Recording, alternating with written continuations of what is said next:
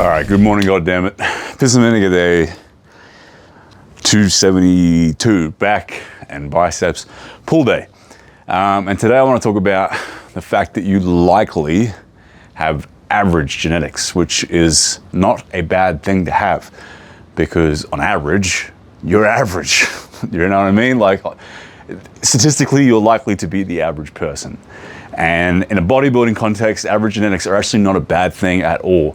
A lot of guys who have average genetics can get really fucking big. And a lot of this is sort of contextual too. It's like also what you see on social media and stuff a lot of times, even the people with the best genetics don't always have the best genetics everywhere.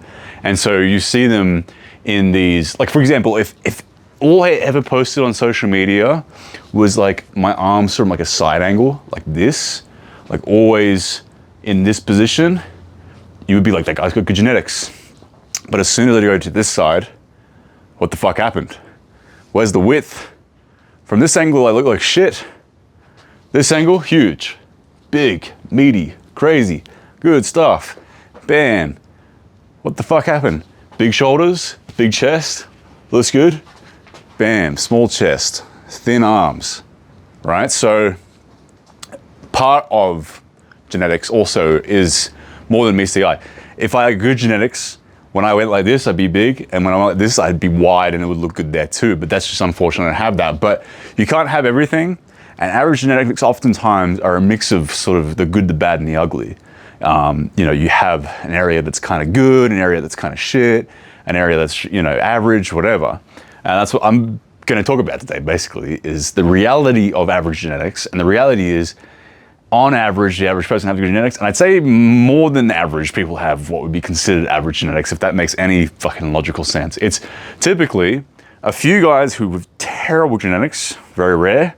Most people, like probably 90% of people with average genetics, an amalgamation of the good, bad, ugly, and then like a very small percentage of people who have really good genetics across the board. And even those guys a lot of times haven't got everything in order, and I'll talk about that in a second. But anyway, let's move.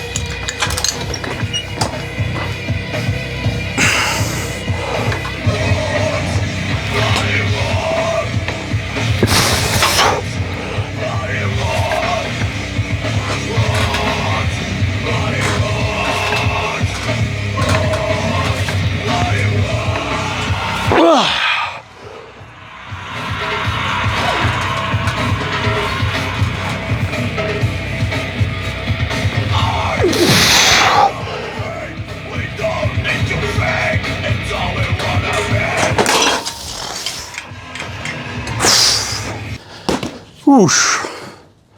A good example of this would be Ronnie Coleman with his triceps. If you go look at photos of Ronnie Coleman, like his tricep insertion was like, the tendon was long as shit. There was a tiny little bit of tricep.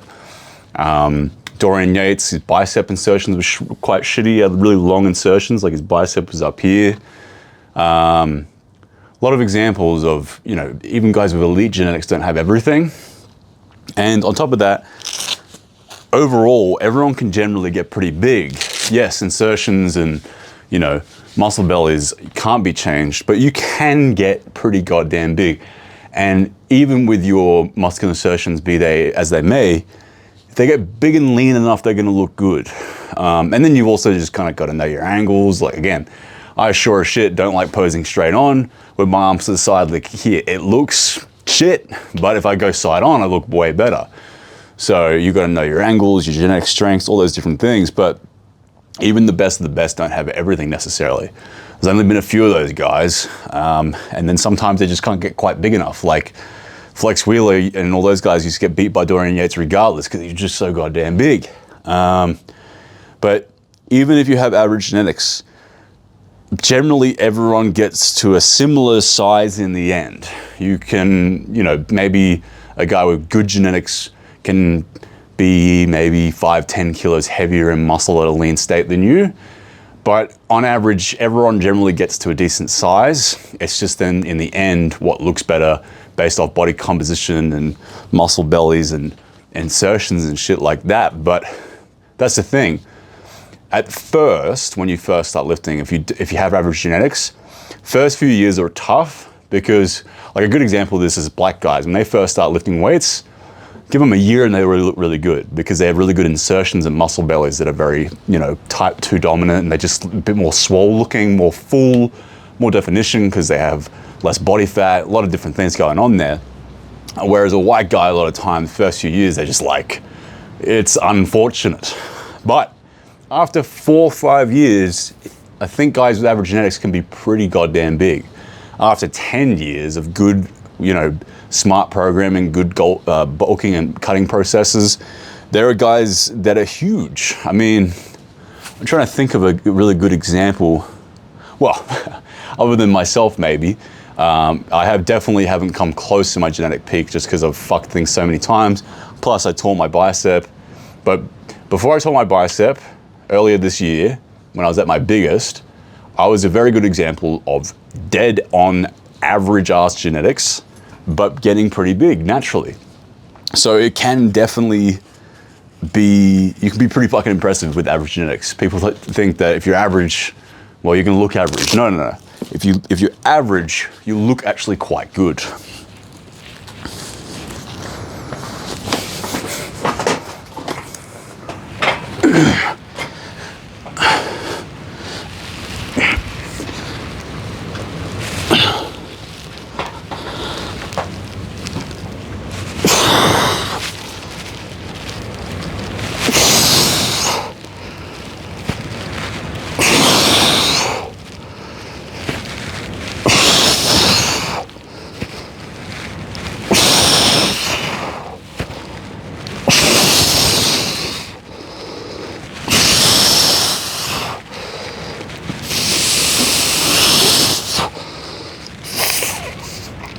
Oh, fuck. I'm feeling weak today. I had food poisoning 4 days ago, 5 days ago, 4 days ago. I lost 4 kilos, which is fine because I'm cutting weight anyway, but definitely feeling fucking weak today, not getting the same reps, so yeah.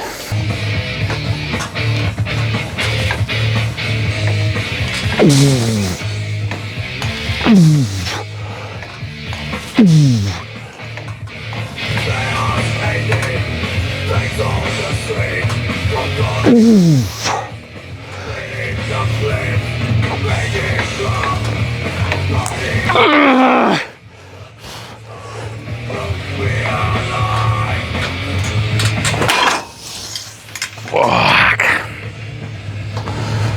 Woof. Woof.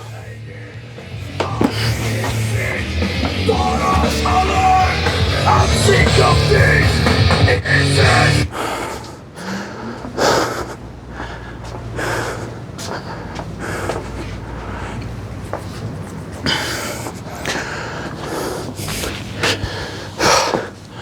And the reason I know, you know, what average genetics looks like and all that, and I understand this sort of concept of average genetics can look really good and everything in between, and the nuances is because I've trained probably over 100 men and women, but mostly men in the last 4 years. So I've analyzed insertions and muscle insertions and the muscle bellies and rate of growth and all these different things over the last 4 years. And you get a pretty good idea for what like average looks like. And yeah, but the thing is, there's plenty of examples of, again, that good, bad, and ugly effect. Like, I've got a client right now who, in some ways, he has phenomenal genetics, and in other ways, he has absolutely dog shit genetics. So what is he? Is he average? But if you looked at him for a second, or like for a short time, you go, wow, guy's a genetic freak. But then if you're looking for longer, you go, oh, hold on, what the fuck? And the reason that is he has these phenomenal bicep and tricep insertions. It's just insane, right? He's super lean by nature, partially because of his diet, but he's 55, so he's just a genetic gifted guy in the regards to metabolism. So he's super veiny. He looks like he's on like Anavar or something. Like he's just super grainy and dense and crazy, you know, upper arm insertions. His delt insertions are really good, like they're just really rounded. But then he has super small clavicle insertion. So his clavicles are short as fuck. So his shoulders are not, they're super narrow. His arms are really long. They just have really good insertions, but then his forearms are really skinny. And then his chest is not very big at all. He's got a big back, but his rib cage is tiny. And then his legs are average, but he has wide hips too. So when I analyze this guy, on the surface, he has really good genetics in some areas, the good or the great in the case of his arm. I've never seen arms better. Honestly, this guy's fucking biceps and triceps and shoulders are insane. I have 16 inches biceps, or my right is 16 inches. His arms are only 14, but they look bigger because of the insertions and leanliness, right? But in this guy's case, how do you quantify that? Well, then I would just say he has average genetics because he has some really good and then he has a bunch of really bad. And so it's like, that's average, but it looks phenomenal. And then a point to take away from that is if you have average genetics, but you have one area that kind of sticks out, like for me, it's triceps, hammer those in, really fucking get them nasty big, get them huge. And then find your second best area. Let's say it's, I don't know, in my case, probably biceps. Get that really big too. And then if you have these just massive fucking arms, because you're already kind of genetically predisposed to have them, and then you just double down, then people will look at you and just go, that guy's got great genetics because he's got these huge arms. Taking away from the fact that if they looked at your delts, your traps, or anything else, they'd be like, mm. So in the case of, again, if I just got like my arms up to 18, 19 inches, which I reckon I probably could over time, and everything else stay the same because my delts and shit are pretty fucking mediocre, people would look at me and go, that guy has great genetics, but in reality, be subpar at best because of the rest of it being totally shit. But part of genetics, part of the solution to average genetics is find those areas that you do have, because everyone has like one or two really good ones. If it's your calves or your glutes, then, you know. But if it's somewhere in your torso, like your lats or your shoulders or your arms or your forearms or your neck or traps or whatever, then fucking hammer those in, right?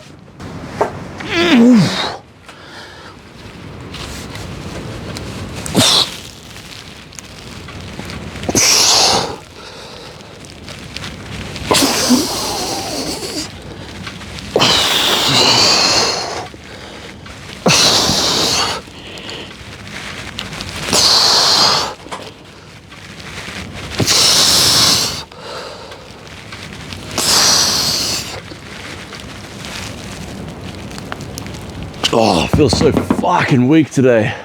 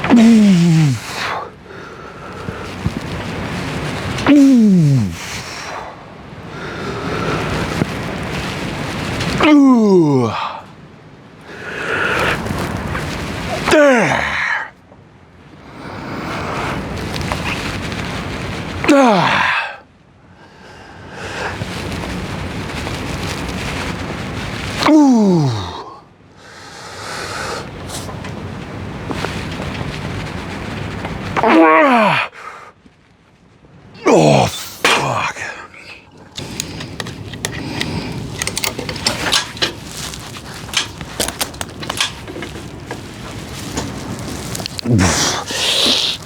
Ah, fuck.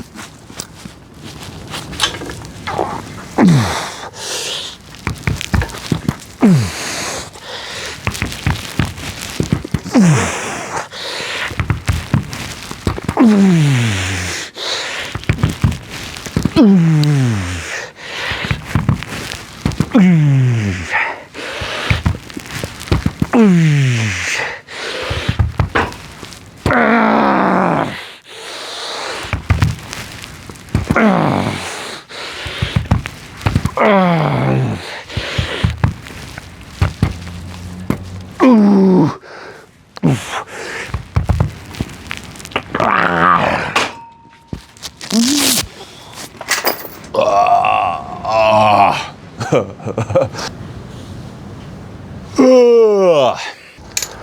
know, it's funny. I saw something the other day. Some like fucking TikTok, not TikTok, I fucking know, Instagram, some shit. Occasionally, like gay fitness influence shit gets from my Instagram reel of like, I like watching homeless crack addicts and dogs. Oh, and like there's one black guy I like watching. A homeless black dude. He's out in the woods making a house out of wood crates. Pretty fucking cool shit. But occasionally, like, you know, this gay influence shit gets through. But there was one dude who, it was so stupid because he was on steroids and like genetically gifted, aka black. It's not racist, it's just reality. They are better at bodybuilding.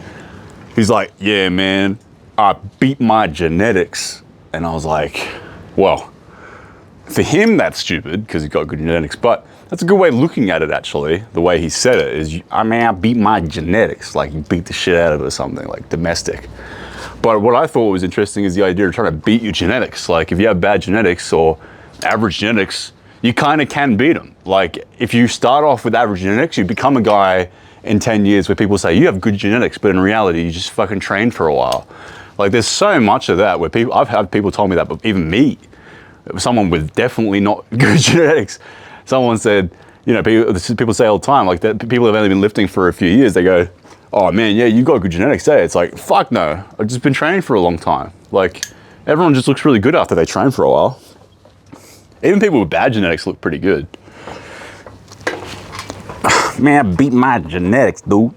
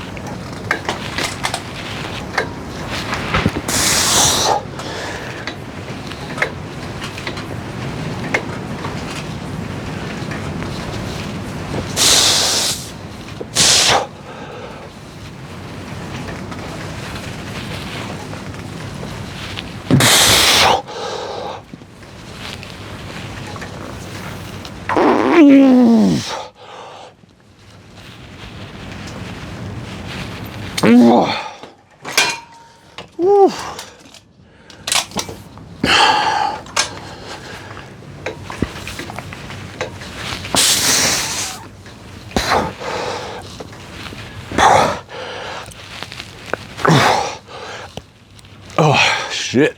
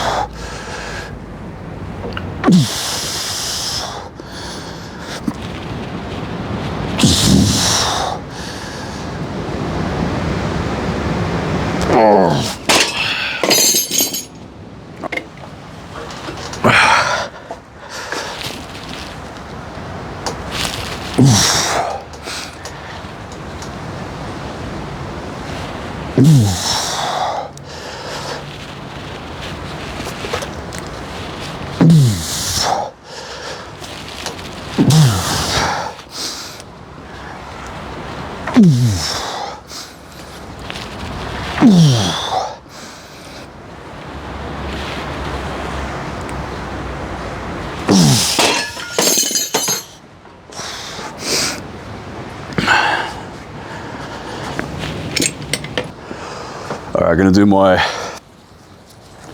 new bicep recovery curl variation that doesn't hurt my tendon. Not the best exercise necessarily. Good for probably for arm wrestling because it's a shortened partials. So you're just getting strong at that sort of hook position where you're curling in and just holding it here. But I'm just doing it because lengthened positions hurt my bicep tendon on my left. And this one, I just do it because why not?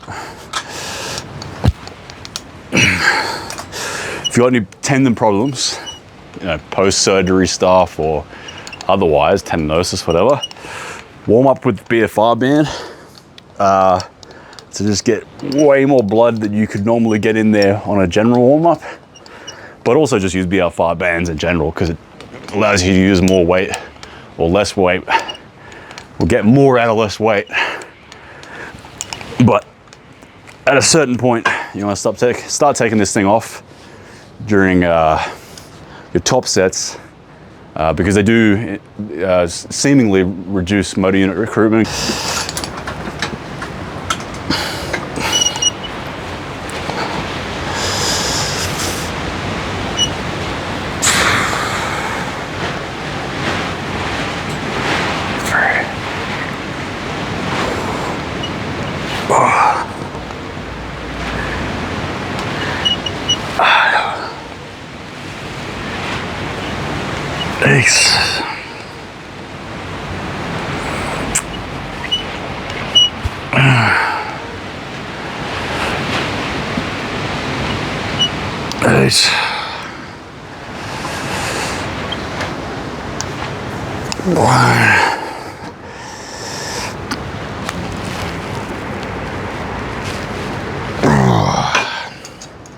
Oh man, so much rotator cuff is involved with my bicep movements now.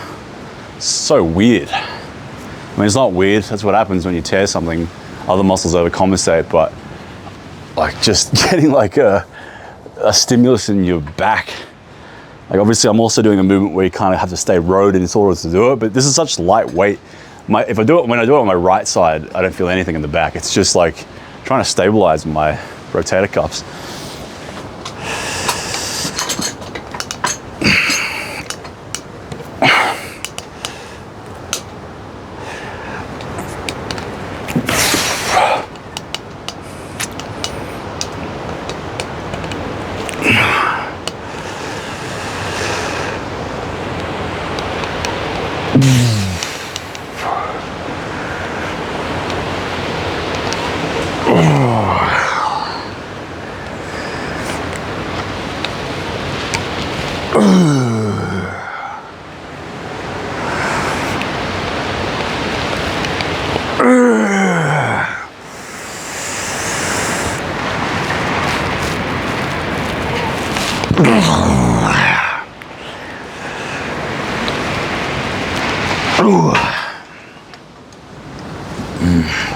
Yeah, see, like didn't feel any rotator cuff on that one.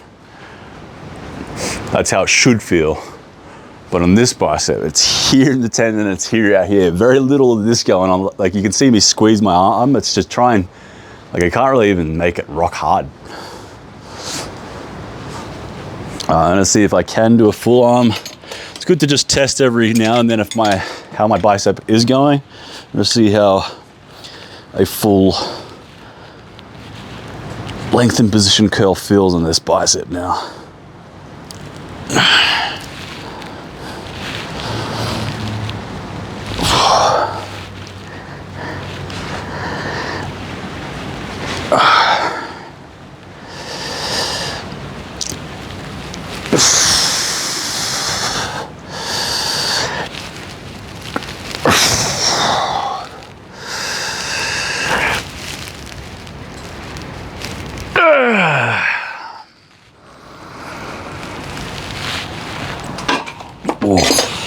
Yeah, still a bit iffy.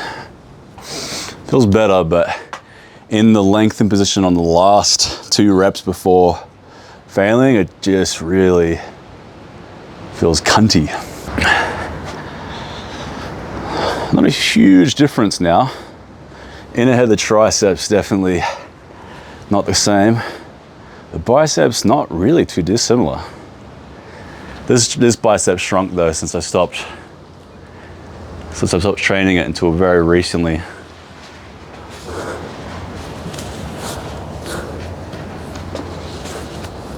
Yeah, not too